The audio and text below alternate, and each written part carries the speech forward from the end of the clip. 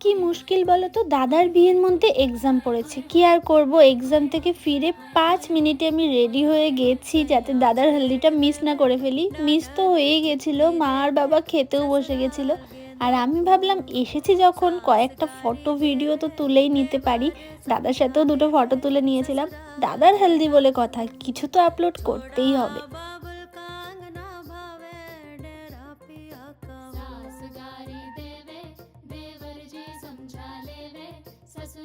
তারপরে আমার শখ হয়েছে এটার মধ্যে বসে আমি ভিডিও করব, যেমন ভাবা সেরকমই কাজ। তবে আমার শাড়িটা পুরো ভিজে গেছিলো, এটার মধ্যে জল ছিল প্রচুর পরিমাণ। আর এ দেখো আমার মা।